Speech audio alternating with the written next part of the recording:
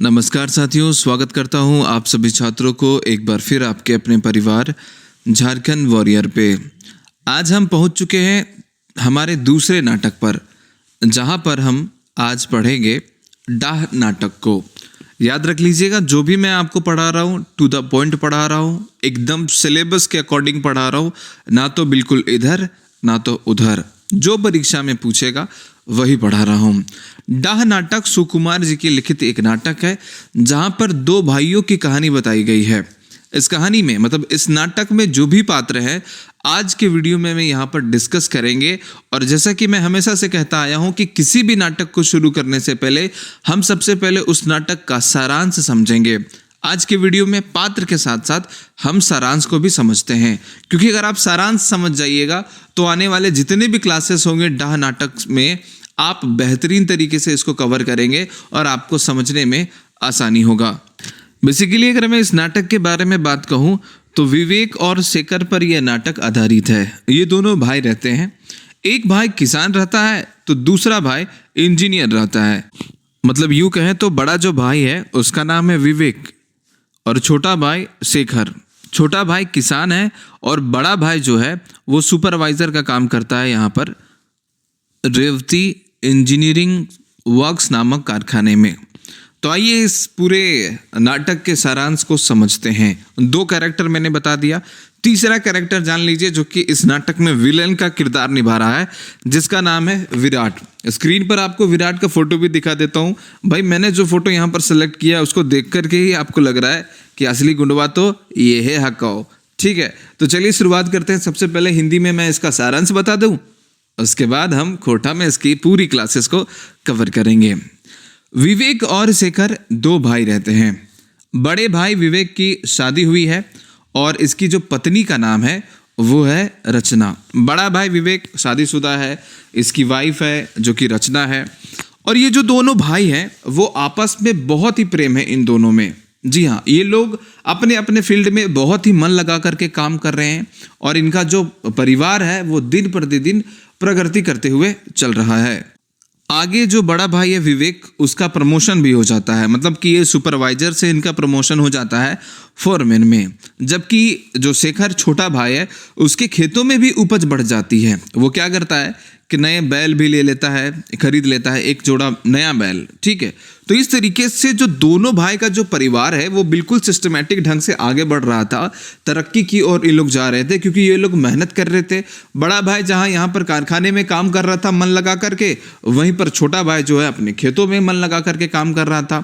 वहीं दूसरी ओर की जो भाभी है रचना अर्थात विवेक की पत्नी, वो भी टाइम से इन लोगों का नाश्ता तैयार करना, टिफिन बांधना, ये सारा काम और घर का जितना भी सारा काम होता है वो अपने घर पे करती है। लेकिन इस नाटक में विराट नाम का भी एक आदमी है जो कि विवेक के नीचे उसी कारखाने में काम करता है। ये जो बड़ा है विवेक, उसी के नीचे में काम करता है ये विराट नामक आदमी। बहुत ही जलनखोर रहता है। नहीं कहते हम लोग खोटा में, जलनखोटा है ही, किसी को देखना नहीं चाहता है कि आगे बढ़े, ये करे। तुच्छ किस्म का आदमी रहता है एकदम।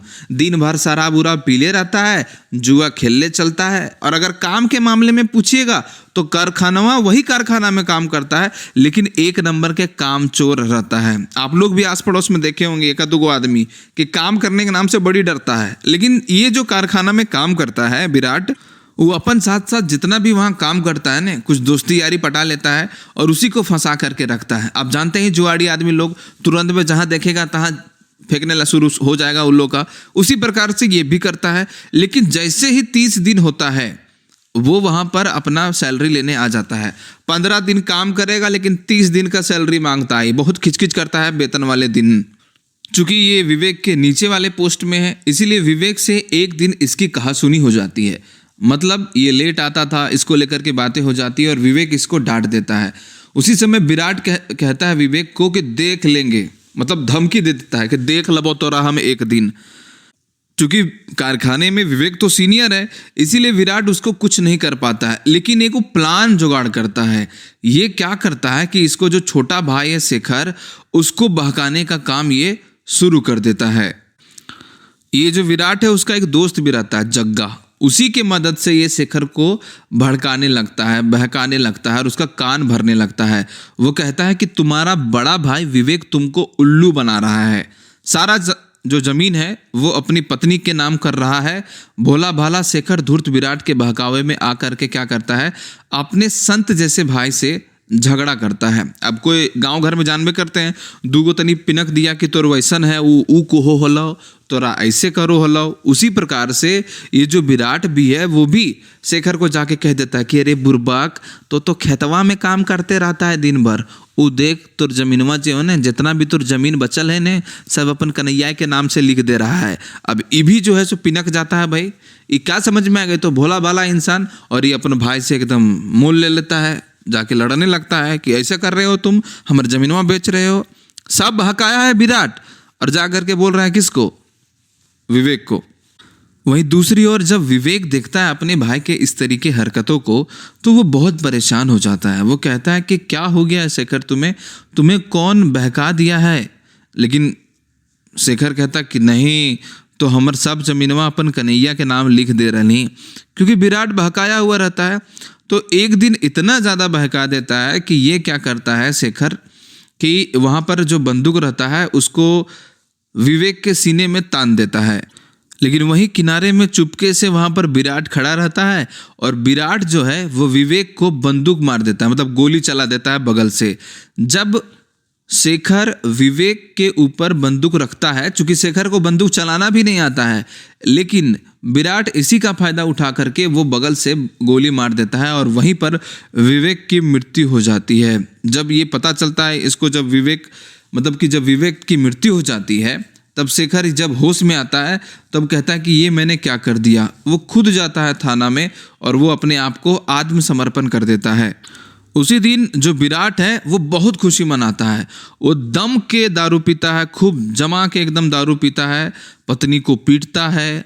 मैं आपको बता देना चाहता हूँ कि ये जो विराट है ना गुंडवा ई नाटक के, वो अपने पत्नी को खूब पीटता है और पैसा जो मिलता है वो खाली पीने खाने में उड़ा देता है। वो कहता है उस दिन जा कर के वो बंदूक दे देता है अपने पत्नी को और कहता है कि अगर तुम अपना सुहाग को बचाना चाहती है तो ऐसी जगह इसको छुपा दो जो कि इसको यमराज भी ढूंढ ना पाए, भगवान भी जान ना पाए। ठीक है। विराट की जो पत्नी है वो भावना अपने पति के अत्याचार से तंग थी। विराट उसको हमेशा मारते पीटते रहता था, उसके सारे गहने बेचकर जुआ और दारू में उड़ा दिया था। बाल बच्चों की भी उसको कोई फिक्र नहीं थी। भावना ने एक बार बच्चे की बीमारी में गहना बंधक रख करके दवा लाने के लिए पैसे दिए थे, उसको भी दारू में उड़ा दिया। घर में बच्चों के खाने के लिए कुछ भी नहीं बचता है, भूख से तड़पते हैं। लेकिन ये जो विराटवा है वो अलगे खेल खेलते रहता है, चारों तरफ दारू रूपी के उड़ा देता है। नया मोड़ आ जाता है इस पूरे नाटक में कब, जब शेखर पर मर्डर केस चलता है और जिस दिन उसकी सजा के लिए फैसला होना होता है उसी दिन अदालत में विराट की पत्नी ने इस मामले में एक नया मोड़ दे देती है। वो कहती है कि उसने विवेक के असली हत्यारे का नाम अदालत को बता देती है और जो पिस्तौल दिया हुआ रहता है विराट, वो जाकर के अदालत के सामने उसको पेश करती है। वो कहती है कि विवेक का जो खून है, जो उसकी मृत्यु है, जो उसको बंदूक गोली चलाया है, वो शेखर नहीं बल्कि उसका पति विराट चलाया है। जी हाँ, मृतक के सीने से निकली पिस्तौल की गोली के आधार पर यह सच साबित हो जाता है कि विवेक की हत्या बंदूक से नहीं बल्कि पिस्तौल से हुई है। अदालत विराट को पकड़ लेता है, शेखर को रिहा कर देता है। शेखर को अपनी विधवा भाभी से एक जो है कहते हैं ना कि वसीयतनामा मिलता है, जिसमें विवेक द्वारा अपने हिस्से की सारी जो ज़मीन है वो शेखर के नाम लिखा होता है। मतलब जब ये नाटक एंड होता है तब उसकी जो भाभी रहती है वो एक लेटर ला करके देखती है। वहाँ पर वो देखता है शेखर की जितना भी सारा ज़मीन है ना, वो सब का सब शेखर के नाम पर भी रहता है। शेखर को बड़ा पछतावा होता है कि जिस भाई को मैंने शक के कारण खो दिया वह मेरे लिए कितना सोचता था। शेखर रोते हुए भाभी के पैरों में गिर जाता है और इस प्रकार से ये नाटक समाप्त हो जाता है। तो ये तो मैंने आप सभी को सारांश बताया आज यहाँ पर मैंने डाह नाटक में। आने वाले वीडियोस में आप समझेंगे कि किस प्रकार से ये स्टोरी मोड़ लेती है, कहाँ से ये नाटक शुरू होता है और किस प्रकार से भाई प्रेम आपको एकदम इमेजिनेशन की दुनिया में मैं आपको ले जाऊंगा, जहां पर आप खुद इमेजिन कर पाएंगे कि किस प्रकार से ये नाटक चल रहा है। सारांश बताने का मतलब यही होता है कि आप सब पूरे नाटक को एंजॉय करेंगे, क्योंकि आपको स्टोरी पता है, क्लाइमेक्स भी पता है। ठीक है, जानकारी मैंने इसीलिए पहले दे दिया है ताकि आगे आपको बेहतरीन तरीके से समझ में आए। तो ये जो मैंने पात्र दिया है वो इंपॉर्टेंट पात्र यहाँ में से 2 ही हैं, विवेक, शेखर, साथ ही साथ विराट, जग्गा और बाकी जो भी है, जैसे ध्रुव सिंह है, सेठ रवंती प्रसाद है, इसके भी आपको यहाँ पर कुछ कुछ जगह पर आपको इनका रोल देखने को मिलेगा। वहीं पर मैंने यहाँ पर जैनी पात्र लिखा है, खोटा में हम जैनी ही बोलते हैं लेडीज़ को, मतलब फीमेल को, महिला को। तो एक रचना जो कि विवेक की बोहरिया है, मतलब उसकी पत्नी है, और भावना जो कि विराट की बोहरिया है, गुंडवा के बोहरिया। ठीक है, तो आने वाले वीडियोस का आप इंतजार कीजिए। अब जा करके आप देखेंगे कि किस प्रकार से 2 भाई आपस में काम करते हैं, मिलजुल करके रहते हैं, भाई का प्यार, उधर गुंडा का रोल। बहुत ही मजा आने वाला है इस नाटक में।